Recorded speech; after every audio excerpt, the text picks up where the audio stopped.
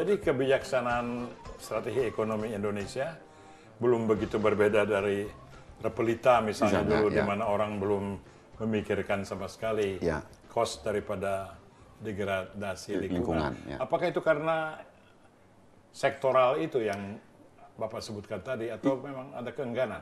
Kalau kita lihat memang sektoral menjadi salah satu faktor yang struktural menurut kami. Artinya ada persoalan di kelembagaan dan kebijakan. Kemudian juga fakta lain bahwa kepentingan ekonomi itu juga sangat dominan sebenarnya. Ini juga tidak lepas dari satu situasi kita, situasi politik kita, di mana kalau misalnya kami memantau ya, elit politik kita di parlemen itu mayoritas itu pengusaha, dan mereka banyak kaitannya dengan ekstraktif industri. Jadi sederhana. Jadi masa mereka mau bunuh diri gitu loh. Jadi ini kan sebenarnya kesadaran ini yang harus dibangun, artinya kesadaran tentang situasi krisis yang kita hadapi hari ini gitu. Dan kemudian juga bahwa menurut kami juga penting sebenarnya kepada pemerintah khususnya untuk membawa ruang perdebatan soal perubahan iklim ini masuk ke ruang parlemen. Hari ini kan kita lihat kan Pak Presiden sibuk dengan unit-unit kerjanya yang terkait dengan urusan perubahan iklim. Tapi kalau di parlemen kita tidak menemukan ada anggota parlemen yang bicara soal perubahan iklim. Ini penting sekali, sebab saya baru sadar sekarang bahwa memang banyak sekali pengusaha, dan bukan pengusaha sembarangan. Mereka pengusaha besar atau terkait dengan pengusaha besar. Bapak pernah di Sawit Watch gitu ya. Saya kira kepentingan sawit banyak terwakili, tapi kepentingan lingkungan memang tidak ada ya orang yang berwawasan lingkungan. Tidak ada cukup kapasitas menurut kami ya, termasuk kelasnya juga, lain.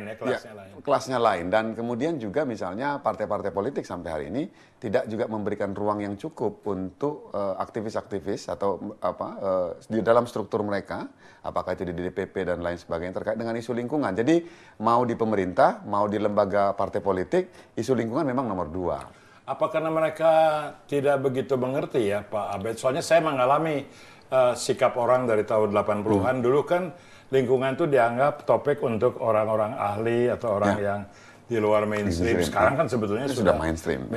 Tapi sementara itu keterkaitan mereka dengan isu yang konvensional makin kuat. Seperti misalnya ya Bapak di Sawit Watch. Banyak orang yang tahunya sawit itu mendatangkan revenue yang sangat besar. Nggak tahu berapa ratus juta dolar. Kemudian dia nomor 1 atau 2 di dunia. Sedangkan untuk katakanlah mematikan atau menghambat industri itu, ganjarannya apa? Jadi mungkin orang tidak mengerti manfaat dari ekonomi berwawasan lingkungan, atau memang mengerti tapi menjaga kepentingan. Dan ini juga sangat dipengaruhi sebenarnya ada beberapa hal. Kalau yang lebih lebih agak jauh sedikit, misalnya dunia pendidikan kita misalnya dalam konteks ekonomi lingkungan kan tidak maju, ya. Kemudian yang berikutnya juga pemerintah tidak juga mendorong bagaimana sebenarnya ekonomi lingkungan itu menguat di dalam seluruh arena kebijakan kita gitu loh. Jadi sisi lain kita tahu juga bahwa ada banyak begitu persoalan degradasi lingkungan atau akibat eksploitasi mengakibatkan biaya ekonomi tinggi, tapi ini tidak kita hitung dengan baik. Misalnya kan begini nih Pak Wimar, seperti pembukaan kebun sawit dengan menggunakan api. Itu kan sebenarnya alasannya kan membakar ya. Sebenarnya kan alasannya teknis, itu supaya lebih murah biaya land clearingnya, membersihkan lahan. Kemudian yang kedua, dekomposisi material-material di sana lebih cepat karena dibakar lantas bisa digunakan untuk menyuburkan tanah. Itu secara teknikal. Tetapi kemudian kan biaya yang orang kena ISPA, biaya orang yang harus ISPA, apa itu ISPA? Penyakit pernapasan ya, saluran pernapasan dan sebagainya. Ini kan banyak sekali sebenarnya di daerah-daerah yang mereka itu harus mengalami seperti di Riau, di Jambi, di Kalimantan Tengah. Itu tidak dihitung dalam cost ya? Tidak dihitung dalam cost. Kenapa? Karena yang membayar costnya itu adalah publik. Si orang yang terkena dampak itu sendiri yang membayar ke rumah sakit dan lain sebagainya.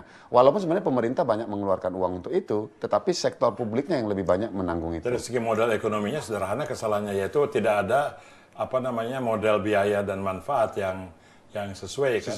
Manfaatnya manfaat finansial bisa dihitung.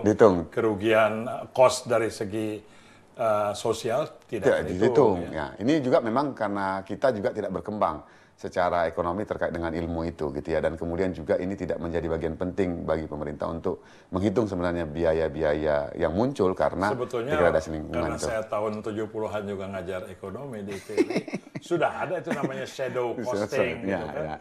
Jadi kalau orang menghasilkan minyak dari suatu lahan harus dihitung ongkos pemindahan produknya, apalagi hilangnya budaya masyarakat ada. Cuman nggak ada orang yang cukup rajin untuk mengembangkan itu dan memang menjadi satu ilmu yang yang mainstream. Ini menjadi concern Walhi. Walhi memang akan bergerak atau bergerak di situ. Kita kan sebenarnya concernnya itu adalah mengangkat praktek buruknya ini Pak Wilmar, supaya menjadi kesadaran orang untuk bagaimana menangani praktek buruk ini gitu loh. Karena selain tadi kita bicara kebijakan gitu ya, bahwa ada persoalan sektoral dan kemudian ada cross cutting isu yang belum bisa dijawab gitu ya, misalnya seperti perubahan iklim ini begitu, dan kemudian juga praktek-praktek buruk ini menjadi sangat penting dibongkar. Hanya kan kita kadang-kadang juga agak dinilai oleh banyak pihak, ini Walhi ini bongkar-bongkar praktek buruk ini tentang industri ini mau mematikan industri nasional gitu ya.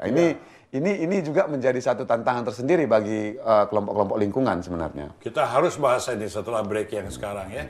Ini cepat sekali percakapannya dan kita akan lanjutkan, kita sampai ke seleo. Kita akan lanjutkan setelah break ini dengan Pak Abednego. Jangan kemana-mana.